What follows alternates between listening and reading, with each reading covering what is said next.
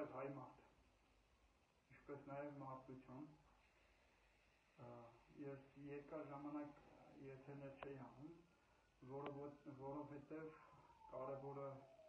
քանակը չի, կարևորը որակն է։ Ուրեմն ես հիմա ինչ ասելու եմ, սա շատ կարևոր է։ Ես պատահական ոչինչ չեմ ասում, եթե դուք ինձ լսեք եւ հետևեք, դուք տանը նստած հաղթելու եք։ Ուրեմն հայր ջան, տեսեք, նախ ես այս հանցավոր ռեժիմի կողմից հետապնդվում եմ։ Ուրեմն իմ ունեցվածքը ինձից խլել են,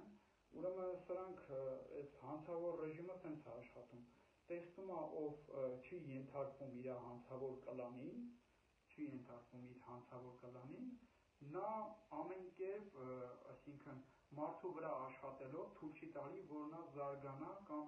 ապրի, անգամ այդ հայրենի հողի վրա թույլ չի տալի, այսինքն բոլորին կոնտրոլի տակ է պահում, տարբեր ձևերով, եթե դու չես գնում նրանց, այսինքն եթե դու ինքնուրույն մարդ ես, նրանց այդպիսի անձ ձեռ չի տալի։ Ուրեմն ես ինքնուրույն մարդ եմ եղել, ես ոչ մեկի, այսինքն թևի տակ կամ ինչ-որ մեկի հետ շահ կապված անձնավորություն չեմ եղել, ուրեմն այդ իսկ պատճառով իմ նկատմամբ կեղշինց ու գործ են սարքել եւ իմ ունեցվածքը իմ ձեռքից խլել են։ Ուրեմն ես եկել եմ այն եզրահանգման, ինչպես նաև ես բոլորիդ աջակցելու եմ, հայ մարդ, դուք ինձ լսեք, դուք հաղթելու եք, ես երաշխավորում եմ, նաև խոսքս ուղղված է արցախահայերին, սա ես ինչ ասում եմ ուշադիր լսեք, արցախահայեր, ուրեմն ձեզ ինչ-որ